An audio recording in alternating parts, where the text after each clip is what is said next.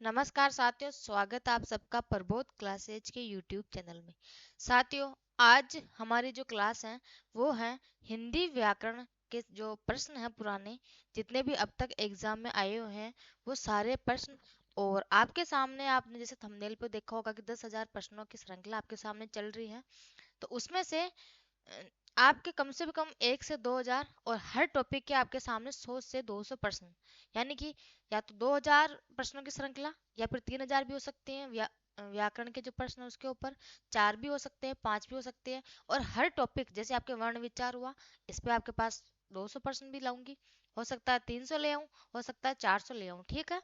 और जैसे आपके संधि वाला टॉपिक है उस पे आपके 500 प्रश्न होंगे। इससे बाहर आपके सामने जो आपका एग्जाम है, कोई सा भी एग्जाम दो, उसमें कोई क्वेश्चन जाने वाला नहीं है। साथ ही एक बात जो मैं आपके सामने से अपना जो आज का टॉपिक है वो है वर्ण विचार वाला। और वर्ण विचार का टॉपिक पढ़ने से पहले मैं आपके सामने एक छोटी सी जो इसकी जानकारी वर्ण विचार के बारे में सबसे पहले मैं आपके सामने वो देना चाहती हूँ, ताकि आप जो आगे कोई भी प्रश्न करें वर्ण विचार वाला, तो इतने सारे आपके सामने जो 25 प्रश्न आएंगे आज आज की जो अपने प्रश्नों की श्रृंखला वो 1 से 25 तक रहने वाली है। तो आप जब 25 प्रश्न करो तो कम से कम इस जो मैं बता रही हूँ, इस मैटर को पढ़ने के बाद आपके जो क्वेश्चन है वो सारे सही होने चाहिए, ठीक है। सबसे पहले हम बात करते हैं कि जो अपना वर्ण विचार है इसमें अपने जो वर्ण विचार के अंदर सबसे पहले अपन एक बार ये व्यंजन याद कर लेते हैं कि व्यंजन क, ख, ग, ग और अंग, ठीक है। च, छ, ज, ज और ज, ट,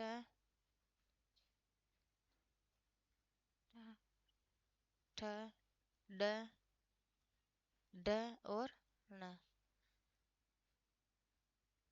त, थ, द, द और न, प, फ, ब, ब और म, ठीक है। इसके बाद आगे हम बात करें तो आगे हो जाएंगे आपके वो जाएंगे आपके आगे य, र, ल और व, स, स, स, श और ह, ठीक है। यहाँ तक किसी को अगर कोई प्रॉब्लम है तो वो मुझे याद करने में तो मुझे बता दो, मैं याद करने का तरीका भी बता दूंगी, ठीक है। यहाँ तक किसी को कोई प्रॉब्लम, किसी को भी कोई प्रॉब्लम यहाँ तक तो मुझे बता सकता है कमेंट करके कि इनको याद करने का तरीका, तो याद करने का तरीका भी मैं आपको बता दूंगी, ठीक है। अब सबसे पहले हम बात करते हैं मेन मुद्दे की बात। सबसे पहली मैं बात ये करना चाहती हूँ कि इनको याद कैसे करना है। तो आप ऐसे ऐसे याद करें, ये इसका पहला वर्ग हो गया, ये इसका दूसरा वर्ग, ये इसका तीसरा वर्ग, ये इसका चौथा वर्ग हो गया और ये इसका पांचवा वर्ग, ठीक है। इसका जो पहला वर्ग ऐसे याद करो, कचड़ तप, खचड़ तप, गजड़ दब, गजड़ दब और अंगयण न म, ठीक है। यर लव स है, ठीक है। इसके बाद इनका जो पहला वर्ग इधर से ये ये हो जाएगा आपके कंठ्य ध्वनि, कंठ्य। ये च वर्ग ये हो जाएगा तालव्य, ये हो जाएगी आपकी मूर्धन्य या मूर्धा, ये हो जाएगा आपका दंत्य और ये ओष्ठ्य, ठीक है। यहां तक किसी को कोई प्रॉब्लम, आपके ये हो जाएंगे अंतस्थ और स ऊष्म, ठीक है। यहां तक किसी को कोई प्रॉब्लम, आपके 3, 4 और 5 ये जो वर्ग है ये हो जाएगा आपका घोष या फिर सघोष, ठीक है। और दूसरा और चौथा है ये हो जाएगा आपके अघोष। इतना मोटा मोटा आपको याद रखना ही पड़ेगा, तब जाके आप वर्ण विचार का क्वेश्चन सही कर सकते हो, ठीक है। इसके बाद जैसे हम बात करते हैं, एक आते अपने पास में अल्प प्राण और एक आता अपने पास महाप्राण। अल्प प्राण कौन से होते हैं? तो वर्ग का पहला, तीसरा और पांचवा। महाप्राण कौन से होते हैं? वर्ग का दूसरा और चौथा। ठीक है। अब सबसे पहले आपको याद, जैसे आपके सामने को क्वेश्चन आए कि निम्न में से घोष ध्वनि है। अब आपके सामने चार ऑप्शन आएगी, घोष ध्वनि है। पहला ऑप्शन आएगा आपके सामने च, दूसरा आएगा आपके सामने त, तीसरा ऑप्शन आएगा आपके सामने जैसे छ, और चौथा ऑप्शन आ जाएगा आपके सामने द। तो कौन सा ऑप्शन सही हो जाएगा? द वाला ऑप्शन बिल्कुल सही हो जाएगा। क्यों? क्योंकि द ऑप्शन है घोष ध्वनि है, जिसके अंदर तीसरा, चौथा और पांचवा, इन तीनों में जो आने वाला है वो आपके घोष है, और इन दो में आने वाला आपके अघोष है। तो आपका च ये अघोष हो गया, छ अघोष हो गया, और त है वो अघोष है, और द जो है घोष या सघोष ध्वनि है। ठीक है। ऐसे आपको मोटा मोटा ध्यान रखना पड़ेगा। इधर से हम बात करें कि आपके जैसे प्रश्न आए कंठे ध्वनि है, तो कंठे के अंदर आपके क, ख, ग, ग और अंग। तालव्य में आपका च वर्ग आ जाएगा पूरा, मूर्धा में आपका पूरा ट वर्ग आएगा, और दंते में आपके पूरा त वर्ग आएगा, और ओष्ठ्य में आपका पूरा प वर्ग आएगा। ठीक है। अब अंतस्थ और उसमें, अंतस्थ में आपके य र लव है, और उसमें आपके स और है आ जाएगा। ठीक है। अल्प प्राण आपके 1 3 5 और महाप्राण दूसरा और चौथा वर्ग, ये आपको याद रखना ही पड़ेगा। अब हम अपने प्रश्न की ओर बात करते हैं। यहाँ तक सबने एक बार पढ़ लिया हो तो आपका प्रश्न अब गलत नहीं होना चाहिए, इसलिए मैंने सबसे पहले एक छोटी सी सारणी बनवा दी, ताकि आप कोई भी क्वेश्चन करें उससे पहले आपका क्वेश्चन बिल्कुल सही हो। ठीक है। अब हमारा प्रश्न है पहला, उच्चारण स्थान के आधार पर छह ध्वनि कैसी है? उच्चारण स्थान के आधार पर छह ध्वनि कैसी है? यह आपके उच्चारण स्थान के आधार पर है, ये उच्चारण स्थान के आधार पर है। ठीक है। छह ध्वनि कैसी हैं? तो आप यहाँ ऑप्शन नंबर सबसे पहला देखें। अब मैं आपको जो है वो बार बार वो नहीं दिखाऊंगी, जो आपका बताया मैटर है वो आप इसी में सही करने की कोशिश करें। उच्चारण स्थान के आधार पर छह ध्वनि कैसी हैं? पहला ऑप्शन आपके सामने ओष्ठ्य, बी ऑप्शन आपके सामने तालव्य, सी ऑप्शन आपके सामने दंतोष्ठ्य, और डी ऑप्शन है जीवा या मूल्य। तो साथियों, छह ध्वनि कैसी है आपकी? तो छह ध्वनि आपके तालव्य हो जाएगी। कैसे? क्योंकि जो च वर्ग है, च वर्ग में च, छ, ज, ज और य, ये कौन सा हो जाएगा आपका? च वर्ग पूरा तालव्य। ठीक है। तो पूरा च वर्ग कौन सा हो जाएगा आपका? तालव्य। तो ऑप्शन नंबर कौन सा? बी ऑप्शन नंबर आपका बिल्कुल सही हो जाएगा कि छह ध्वनि कैसी है? तो तालव्य ध्वनि है। ठीक है। अगले प्रश्न की ओर हम बात करते हैं। दूसरा प्रश्न, निम्नलिखित में से स्पर्श संघर्षी और महाप्राण व्यंजन है। एक तो स्पर्श संघर्षी होना चाहिए और एक महाप्राण व्यंजन होना चाहिए। ठीक है। सबसे पहले हम महाप्राण की बात करते हैं। मैंने आपको बताया था अल्प प्राण आपका 1 और 3 और पांचवा वर्ग, और महाप्राण की मैंने बात किया था, मतलब बात की थी मैंने, तो वो होता है आपका दूसरा और चौथा वर्ग। तो ये आपका 1 3 5 अल्प प्राण और दूसरा और चौथा महाप्राण। ठीक है। तो अब सबसे पहले महाप्राण आपका वर्ग कौन सा हो जाएगा? तो महाप्राण में आपके क च ट त प, ये तो अल्प प्राण है, तो च आपका अल्प प्राण है, क च ट त प, इसमें आपका बाकी और कोई सा नहीं आ रहा है। च छ छ आ रहा है। ठीक है।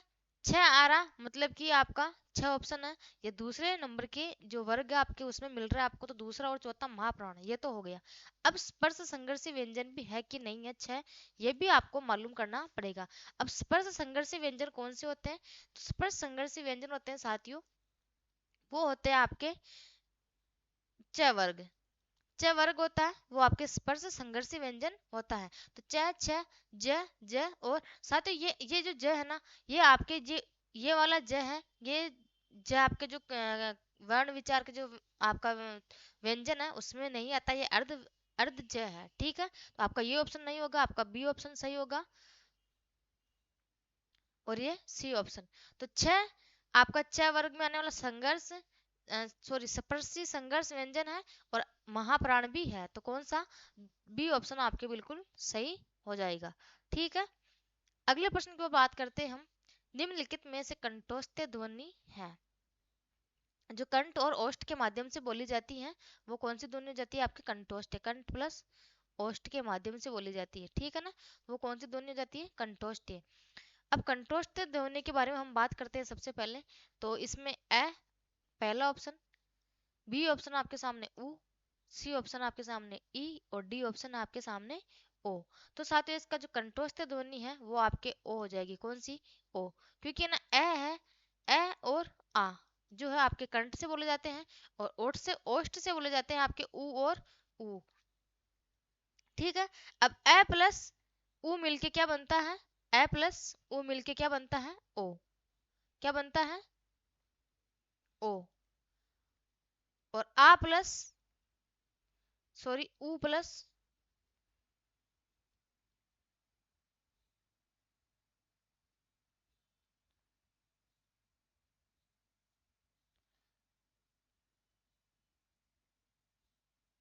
आ प्लस ओ मिलके क्या बनता है आपके? आओ। ठीक है। तो अब आपके इसके निम्नलिखित में से कंठस्थ ध्वनि कौन सी हो जाएगी? तो ओ आपकी कंठस्थ ध्वनि हो जाएगी। ठीक है। डी ऑप्शन आपका बिल्कुल सही है। अगले प्रश्न की ओर हम बात करते हैं, चौथा प्रश्न।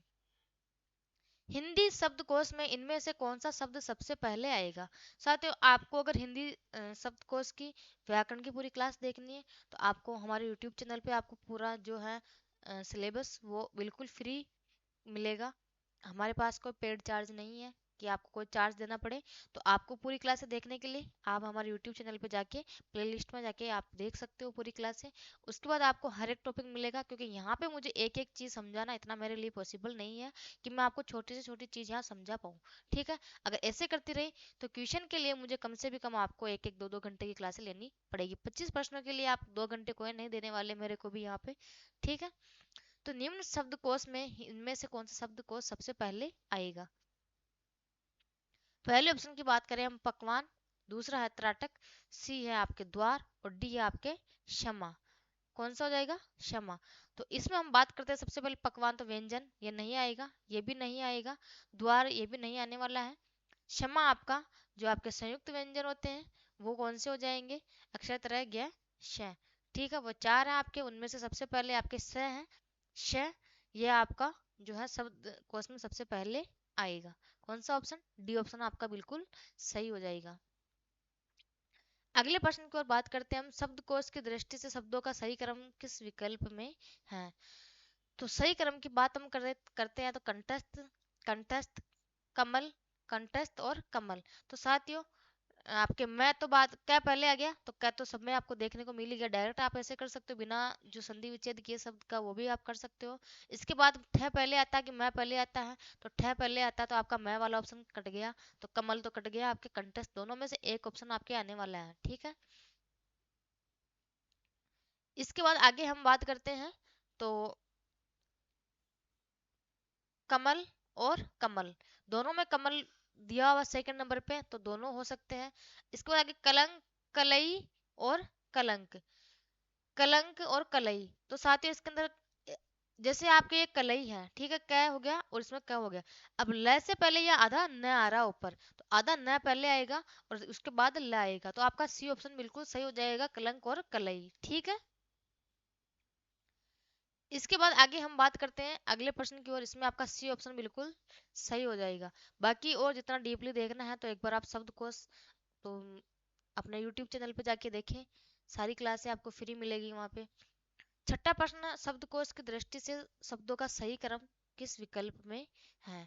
तो इसमें हो जाएगा आपके ए ऑप्शन है उत्कंठा, उत्क्षिप्त, उद्योग और उद्वेग। उत्क्षिप्त, उत्कंठा, उद्योग और उद्वेग। सी ऑप्शन है उत्कंठा, उत्क्षिप्त, उद्वेग और उद्योग। और डी ऑप्शन है उत्क्षिप्त, उत्कंठा, उद्वेग और उद्योग। तो साथियों इसमें उत्कंठा, उत्क्षिप्त, उद्योग और उद्वेग, ए ऑप्शन आपका इसमें सही रहेगा। बिल्कुल सही ऑप्शन कौन सा हो जाएगा आपका इसमें? A option. ठीक है। अगले प्रश्न की ओर बात करते हैं हम, अर्थ व्यक्त करने वाली सबसे छोटी इकाई है। अर्थ व्यक्त करने वाली सबसे छोटी इकाई कौन सी है? क्या कहलाती है? ध्वनि, बी ऑप्शन है वर्ण, सी ऑप्शन है शब्द और डी ऑप्शन क्या हो जाएगा आपके? वाक्य। तो अर्थ व्यक्त करने वाली सबसे छोटी इकाई हो जाएगी आपके शब्द, जिसका अपन जो अर्थ व्यक्त कर सकते हैं। साथ ही इसके बारे में आपको मैं छोटी सी जानकारी देना चाहती हूँ जो आपके सामने है। जैसे हम बात करते हैं सबसे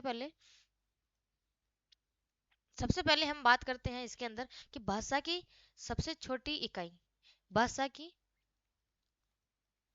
भाषा की सबसे छोटी इकाई।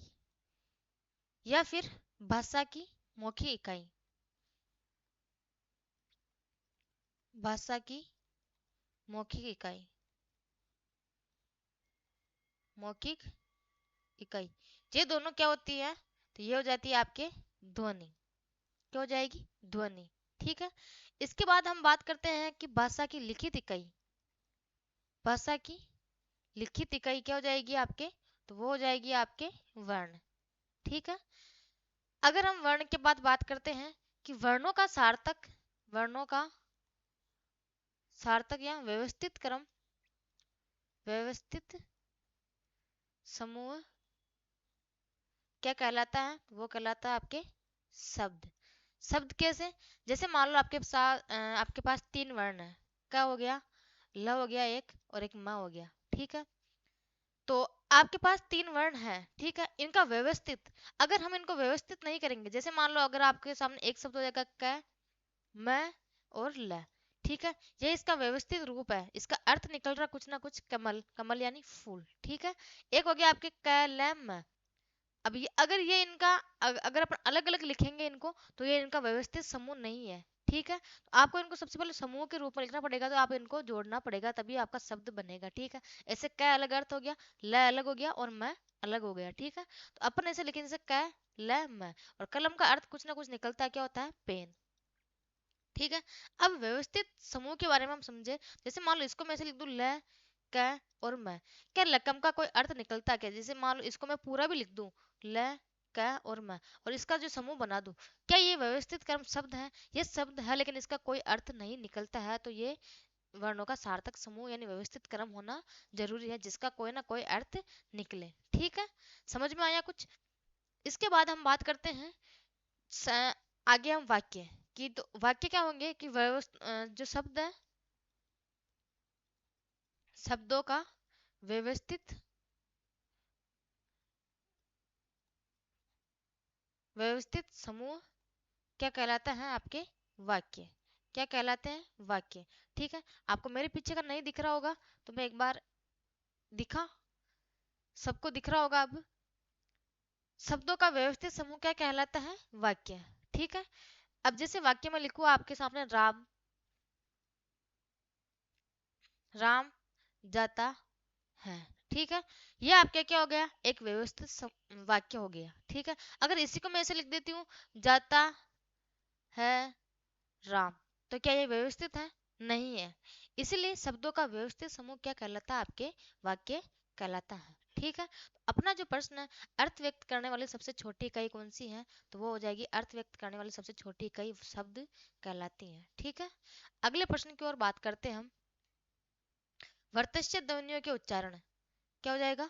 वर्तस्य वर्त, वर्त्य यानी वर्त्य ध्वनियों के उच्चारण निम्न में से जो प्रश्न आपका वो कौन सा हो जाएगा? 8वें नंबर का प्रश्न आपका ए ऑप्शन आपके सामने, जी हाँ की नोक जो दंत पंक्तियों के उपपरिभाग का स्पर्श करती हैं वर्त्य ध्वनियां। और सबसे पहले आप मुझे बताइए, वर्त्य ध्वनियां होती क्या है? किसी को पता हो तो कमेंट बॉक्स में बताओ मुझे।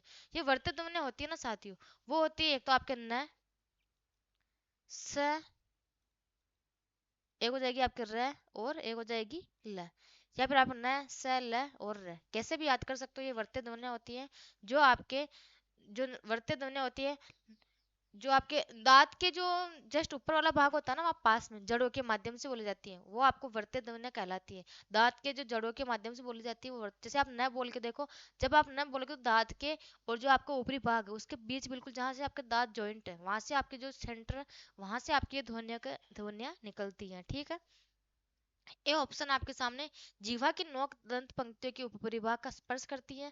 बी ऑप्शन है, जीवा की नोक दंत पंक्ति का स्पर्श करती है। जीवा की नोक तालु का स्पर्श करती है, या फिर जीवा की नाक यानी ओठों का स्पर्श करती है।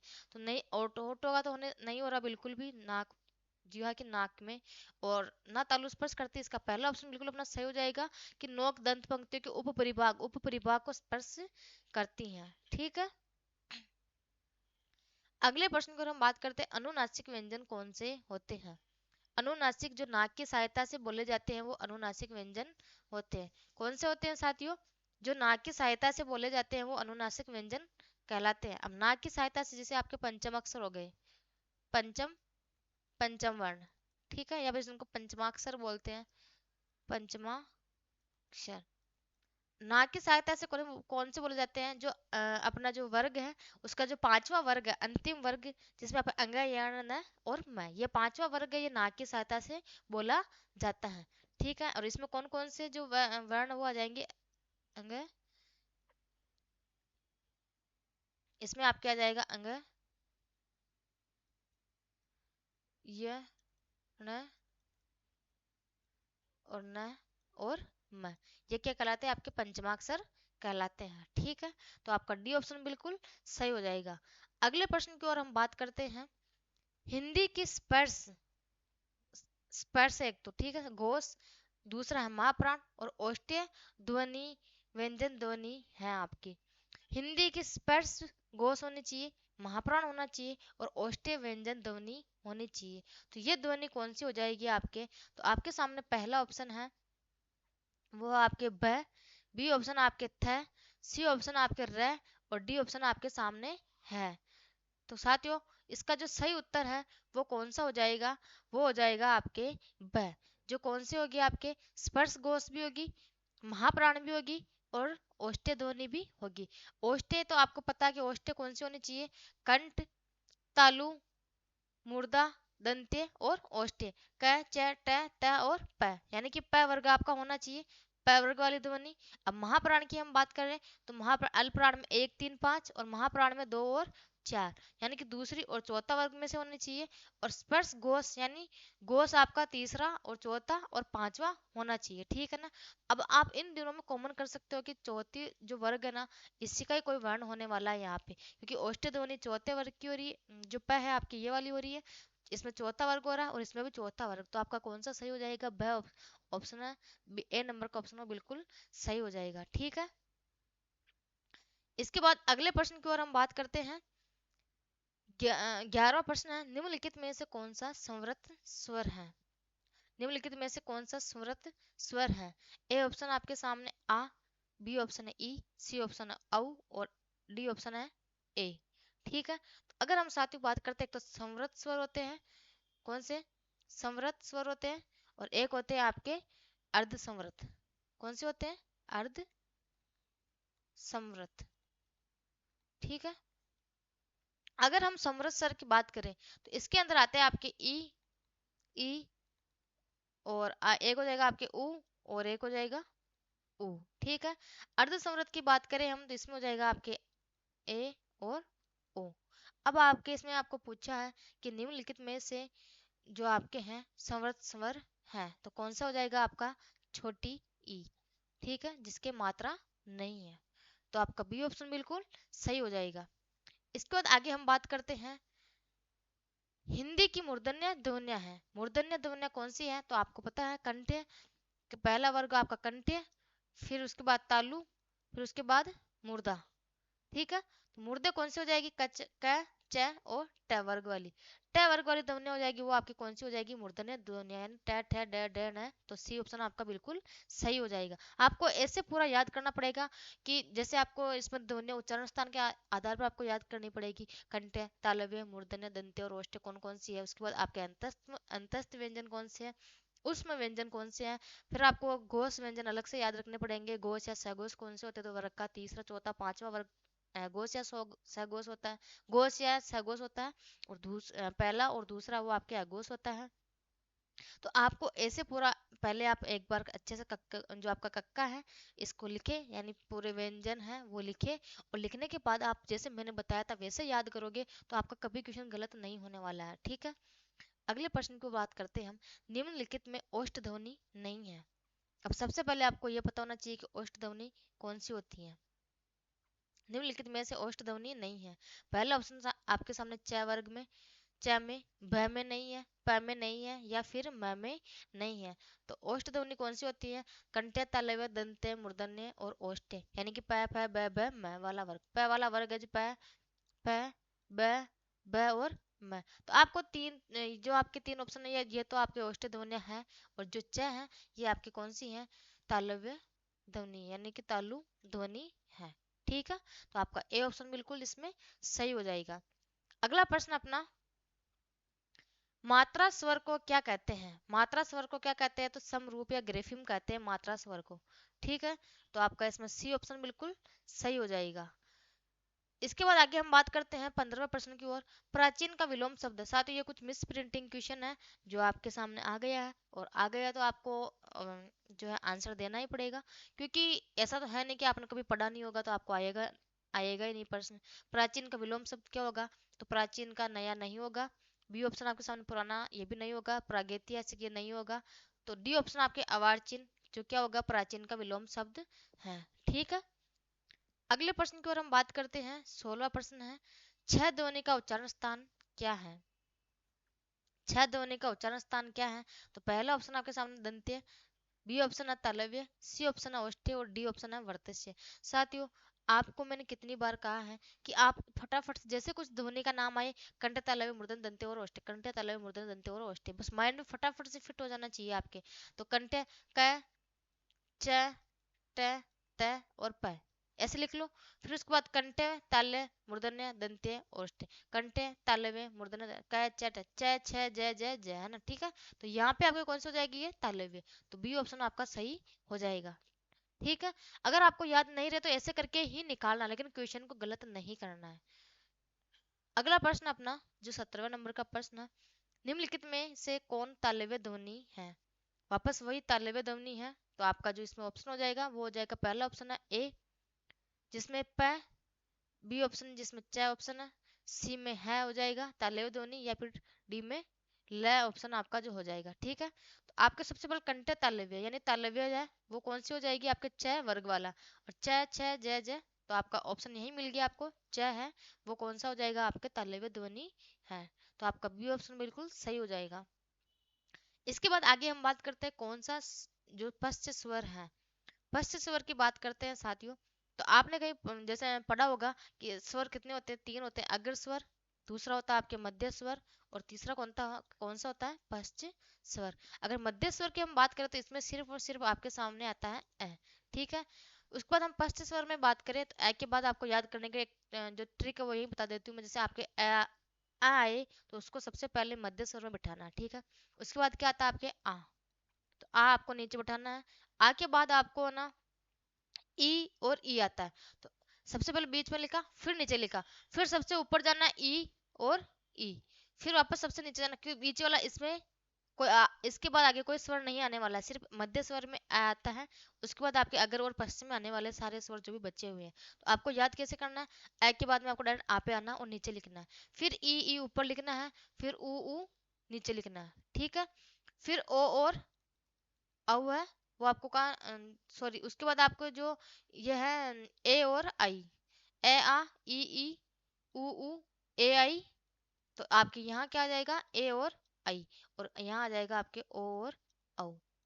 ऐसे क्रम वाइज याद करना, ए आ ई फिर इधर फिर ए आई और ओ और औ। ठीक है, अब आपके इसमें पूछ रहा निम्न के में से पश्च स्वर कौन सा है? तो आ हो जाएगा आपके सामने, ऊ है, और ओ और औ है, तो आपके सामने यहाँ ऑप्शन नंबर बी बिल्कुल सही हो जाएगा, जो कि एक पश्च स्वर है। ठीक है, अगला प्रश्न अपना, इनमें से कौन सी ध्वनि संयुक्त व्यंजन है? संयुक्त व्यंजन कौन सी है?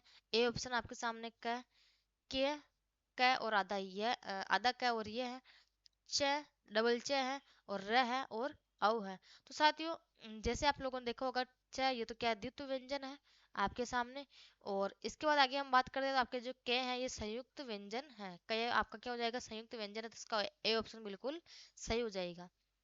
अगले प्रश्न की ओर हम बात करते हैं, इनमें से कौन सा युग्म एगोस ध्वनि है? एगोस और गोस, तो पहला और दूसरा एगोस था आपका, और तीसरा चौथा पांचवा कौन सा था?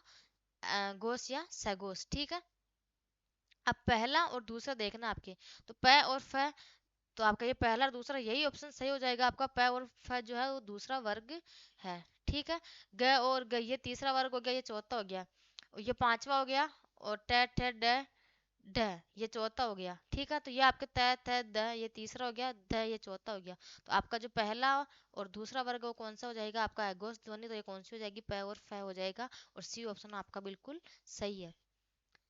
इसके बाद आगे हम बात करते हैं देवनागरी लिपि की पूर्ववर्ती लिपियों में एक नाम गलत है। देवनागरी लिपि की पूर्ववर्ती लिपियों में एक नाम गलत है। कौन सा देवनागरी लिपि है? तो साथियों इसमें शारदा है। पहला ऑप्शन ब्राह्मी, खरोष्ठी, शारदा और कुटिला। साथियों अगर हम बात करते हैं इसके अंदर दो ऑप्शन दे रखे हैं, एक तो शारदा दे रखा है और एक कुटिला दे रखा है। साथियों जो सबसे पहले हम बात करते हैं ब्राह्मणी। ब्राह्मी लिपि से गुप्त लिपि है और इसी से किसका विकास हुआ? कुटिल लिपि का। किसका हुआ? कुटिल लिपि का। ठीक है। अगर हम बात करते हैं कुटिल लिपि, तो कुटिल लिपि से जो कुटिला है इससे दो जो आपके लिपि है इसका विकास हुआ था। एक तो देवनागरी का, देवनागरी, और एक कौन सी है? शारदा। तो इसमें आपके सामने दो ऑप्शन आपको देखने को मिल रहे हैं। तो ये ऑप्शन थोड़ा क्वेश्चन ऐसा ही है कि इसने फिर आयोग ने इसको निरस्त कर दिया था कि ये आपके जो इसमें दो ऑप्शन दिए हुए हैं तो ये गलत आंसर है। ठीक है। अगले प्रश्न की ओर हम बात करते हैं निम्नलिखित ध्वनियों में कौन सुमेलित है? पहला ऑप्शन आपके सामने है कि ग एगोस ध्वनि है। तो आपको सबसे पहले एगोस और गोस। ठीक है। पहला और दूसरा एगोस और तीसरा चौथा पांचवा कौन सा हो जाएगा? गोस। तो आपके जो ग है, क, ख और ग ये तीसरे नंबर पे आ रहा है। तो तीसरी ध्वनि तो आपके गोस है, तो ये पहला ऑप्शन आपके गलत है। ठीक है। अब फ अल्प प्राण और महाप्राण। अल्प प्राण आपके कौन सा था? तो वो 1 3 5 था। और महाप्राण कौन सा था आपके? तो वो था 2 और 4। अब प और फ ये दूसरे नंबर पे आ रहा है। तो दूसरा और चौथा ये महाप्राण है ना कि अल्प प्राण। तो ये ऑप्शन आपका बिल्कुल गलत हो जाएगा। ठीक है। इसके बाद हम बात करते हैं ठ। ठ जो है ये सैगोस ध्वनि है या गोस या सैगोस। ट और ठ ये दूसरे नंबर पे आ रहा है। ठीक है। अब अपने बात करते हैं गोस या सैगोस। ये कौन सा अपना तीसरा और चौथा और पांचवा? दूसरे पहला और दूसरा क्या अपने एगोस है। और जबकि यहाँ पे दिया क्या हुआ सैगोस। तो ये ऑप्शन आपका गलत हो जाएगा। और स श श और है ये आपकी उष्म ध्वनियां है। और अंतस्थ कौन सी हो जाएगी? यह र ल व ये आपकी अंतस्थ ध्वनियां है। तो सी ऑप्शन आपका बिल्कुल सही उत्तर हो जाएगा। ठीक है। अगले प्रश्न की ओर हम बात करते हैं इनमें से उसमें व्यंजन नहीं है। इनमें से उसमें व्यंजन नहीं है। तो अभी मैंने जस्ट बताया था स श है, श श श और है ये आपका कौन सा हो जाएगा? उसमें। और य र ल व कौन सा हो जाएगा आपका? य र ल और व ये कौन सी हो जाएगी आपकी अंतस्थ ध्वनियां। अंतस्थ। और श श श और है ये कौन सी हो जाएगी आपकी? उसमें व्यंजन। ठीक है। तो इसमें आपका ल ऑप्शन है यानी कि डी ऑप्शन आपका बिल्कुल इसमें वो है वो गलत हो जाएगा। अगले प्रश्न की हम बात करते हैं निम्न में से महाप्राण ध्वनियां कौन सी है? महाप्राण, अल्प प्राण और महाप्राण। अल्प प्राण आपका 1 3 5 और महाप्राण कौन सा हो जाएगा आपका? दूसरा और चौथा। सबसे पहले आपको ये चीज ध्यान में रखनी है। अब आप बात करो इसमें महाप्राण ध्वनियां पूछ रहा तो दूसरा और चौथा वर्ग देखना है। तो क्या 1 नंबर पे आता तो ये यहीं कट गया। जब भी 1 नंबर पे आता तो ये यहीं कट गया। प 1 नंबर पे आता तो ये यहीं कट गया। तो आपका जो ऑप्शन नंबर डी है ये ट ठ ड ड ड ये चौथे नंबर पे आता है। त थ ये दूसरे नंबर पे आता है। यानी कि दूसरा और चौथा यानी कि डी ऑप्शन आपका बिल्कुल सही उत्तर हो जाएगा। ठीक है। इसके बाद आगे हम बात करते हैं आज का जो अपना अंतिम प्रश्न है। निम्नलिखित में से एक कथन सही है? सभी स्वर घोष होते हैं। ए ऑप्शन आपका सभी स्वर सगोश होते हैं। सभी स्वर अगोश होते हैं। सभी स्वर सगोश और अगोश दोनों होते हैं। सभी स्वरों में गोषत्व नहीं होता है। तो आपका निम्नलिखित में से ऑप्शन नंबर जो सही है वो कौन सा हो जाएगा? सभी स्वर घोष होते हैं। जो पहला ऑप्शन आपका वो बिल्कुल सही हो जाएगा कि निम्नलिखित में कौन सा कथन सही है? तो सभी स्वर क्या होते हैं? घोष होते हैं। ठीक है साथियों। आज की जो अपनी 25 नंबर जो क्वेश्चनों की प्रश्नोत्तरी वो यहीं तक रहने वाली है। कल अपन जो बात करेंगे वो करेंगे 26 से 50 तक के प्रश्नों की। तो आज के लिए धन्यवाद। और साथ ही जिन लोगों ने अभी तक वीडियो को सब्सक्राइब नहीं किया है, चैनल को सब्सक्राइब नहीं किया, वीडियो को शेयर नहीं किया, तो प्लीज़ आप लोगों से रिक्वेस्ट है कि आप हमें सपोर्ट जरूर करें। अगर आप लोग ऐसे ही सपोर्ट करते रहे तो आपके सामने 10,000 तो क्या मैं 20,000 प्रश्न भी लेके आ सकती हूँ। ठीक है। तो आज के लिए धन्यवाद।